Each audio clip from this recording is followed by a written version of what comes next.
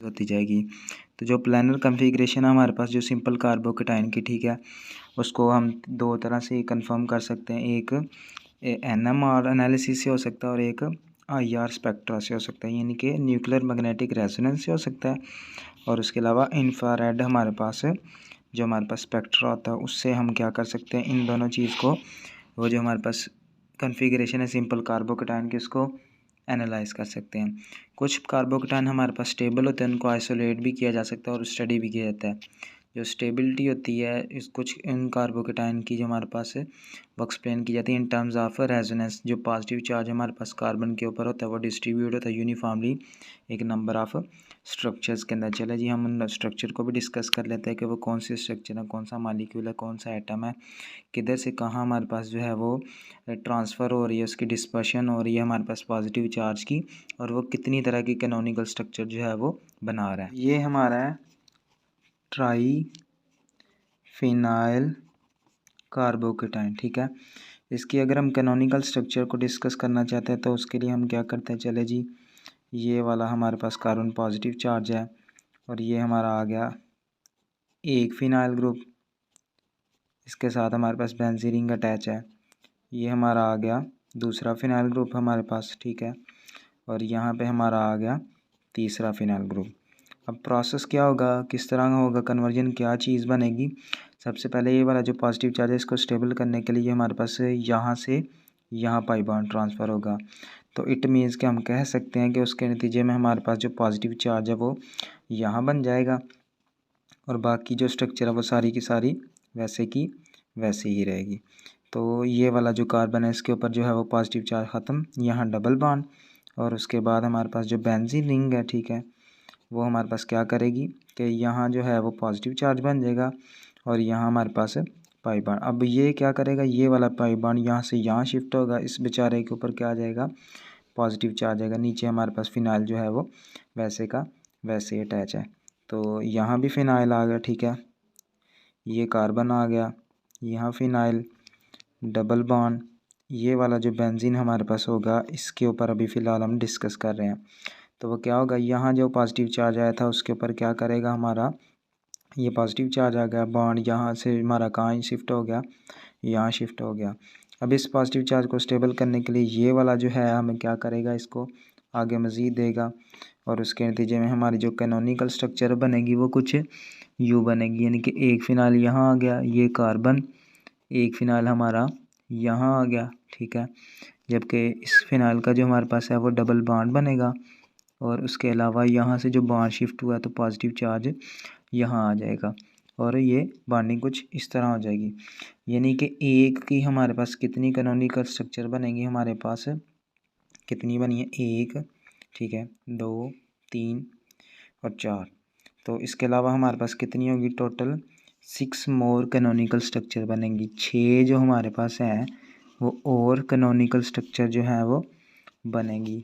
एक के अंदर हमारे पास जो है वो इस तरह का प्रोसेस हुआ है, जितने डबल बॉन्ड होंगे हमारे पास वो उतनी ही जो है वो रेजोनेंस का फिनोमेना जो है वो शो करेगा। तो अदर वर्ड्स के अंदर हम कह सकते हैं कि number of canonical structure possible है। जो मोस्ट कॉमन एग्जांपल है, ठीक है, वो है ट्राई अराइल मिथाइल कार्बोकेटाइन या ट्राई फिनाइल मिथाइल कार्बोकेटाइन, ठीक है। सर्टेन केसेस के अंदर हमारे पास जो कार्बोकेटाइंस होते हैं ना वो बहुत ही ज़्यादा स्टेबल होते हैं कि उनकी जो सॉलिड सॉल्ट्स होते हैं ना, ठीक है, उनको भी आइसोलेट किया जा सकता है। फॉर एग्जांपल हमारे पास ट्राई फिनाइल पर क्लोरेट हमारे पास है, ठीक है, कौन सा एग्जांपल है, ट्राई फिनाइल पर ट्राई फिनाइल मिथाइल पर क्लोरेट, और ये हमारे पास जो होता है ये एग्जिस्ट करता है रेड क्रिस्टलाइन सॉलिड की फॉर्म के अंदर।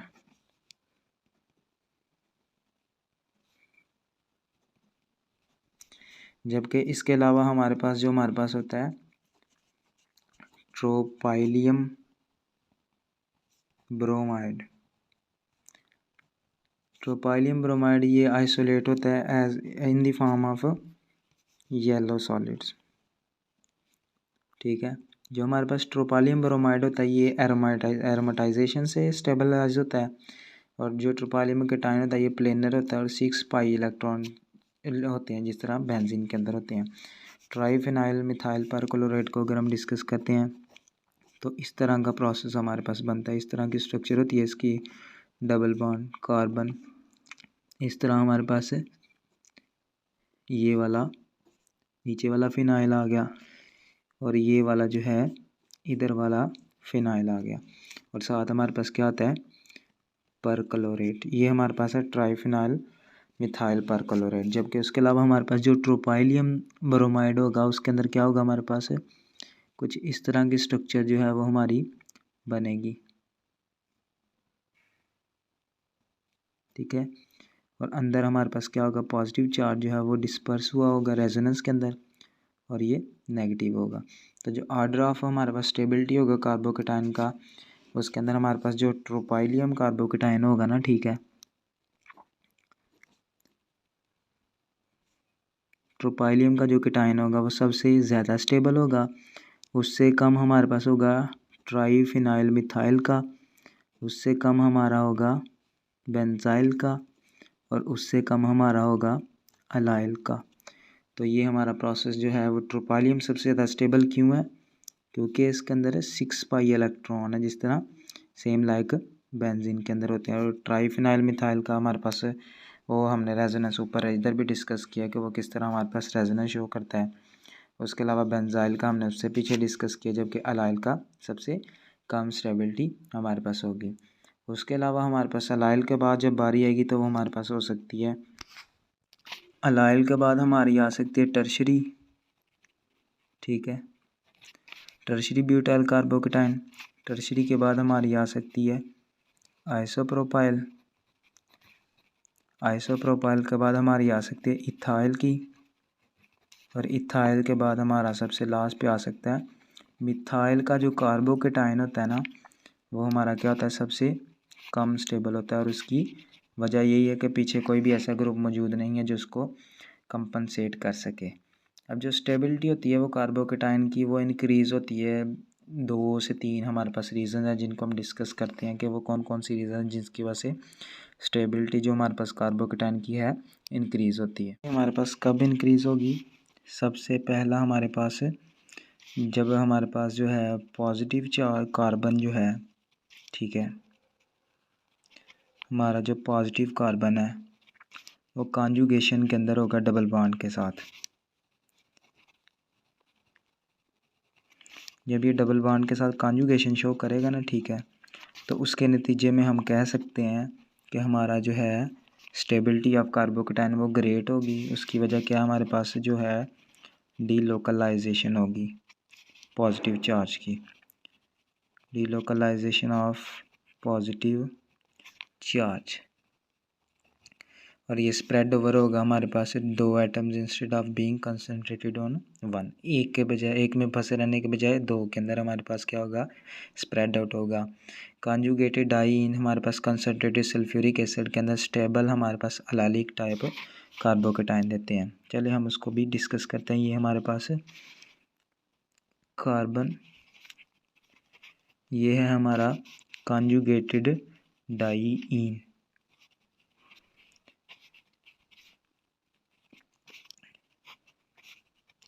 ये कौन सी हमारे पास प्रॉपर्टी शो करता है, ये डबल बॉन्ड यहाँ से यहाँ शिफ्ट हो जाएगा, ये हमें कॉन्जुगेशन की प्रॉपर्टी जो है वो शो करता है। और इसके अंदर डबल बॉन्ड जो हमारे पास है पॉजिटिव चार्ज जो है वो एक के बजाय 2 मॉलिक्यूल के अंदर आपस में क्या हो गया हुआ है, डिस्पर्स हो गया हुआ है।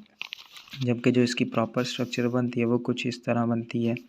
अगर हम इन दोनों के रेजोनेंस स्ट्रक्चर को मिला के देखें तो वो कुछ इस तरह से हमें जो है वो शक्ल हम बना सकते हैं कि इधर वाले जो हमारे पास डबल बॉन्ड बन रहा है, इधर वाला जो बन रहा है डॉट से शो करे दरमियान में पॉजिटिव चार्ज इंक्रीज और जो है वो लगा रहे हैं। सेकंड नंबर पे हमारे पास जो स्टेबिलिटी है वो किस तरह से इंक्रीज़ होती है, प्रेजेंस ऑफ हेट्रो एटम, ठीक है, यानी कि हमारे पास हेट्रो एटम भी मौजूद हो और उस हेट्रो एटम के पास हमारे पास अनशेयर पेयर ऑफ इलेक्ट्रॉन जिसको हम लोन पेयर कहते हैं वो भी मौजूद हो, ठीक है। फॉर एग्जांपल हमारे पास ऑक्सीजन है, नाइट्रोजन है,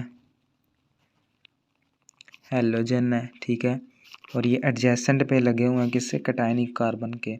तो ऐसे कार्बोकेटायन हमारे पास स्टेबलाइज होते हैं रेजोनेंस से, रेजोनेंस से।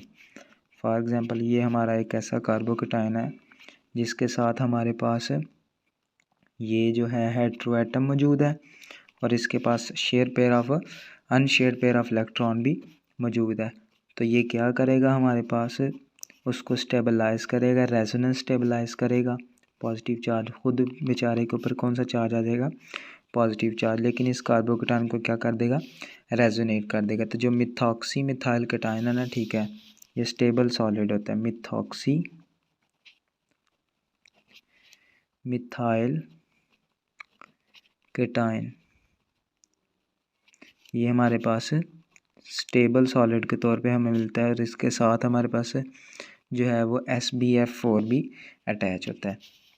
थर्ड नंबर पे हमारी इसकी जो स्टेबिलिटी है वो किस वजह से इंक्रीज़ हो सकती है, जो ट्रीटमेंट ऑफ अल्कोहल, जिस तरह हमारे पास साइक्लोप्रोपाइल कार्बिनोल है,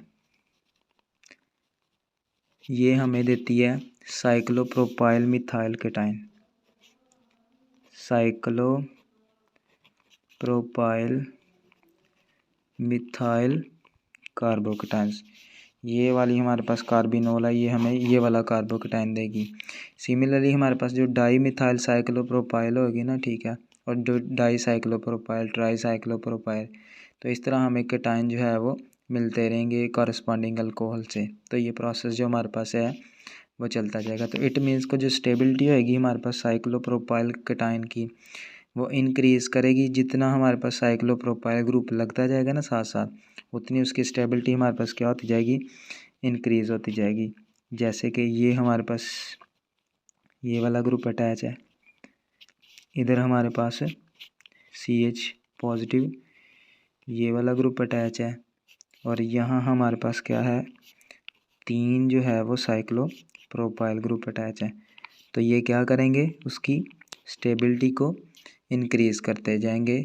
हर साइक्लोप्रोपाइल ग्रुप के साथ साथ इसकी स्टेबिलिटी क्या होती जाएगी, आहिस्ता आहिस्ता इंक्रीज़ होती जाएगी। तो इसी तरह हमारा जो कार्बोकेटायन है उसकी स्टेबिलिटी को हम डिस्कस कर सकते हैं, देख सकते हैं कौन सा ज़्यादा स्टेबल है, कौन सा कम स्टेबल है, कौन सा प्रोसेस चल रहा है, कौन सा इफ़ेक्ट जो है वो शो कर रहा है।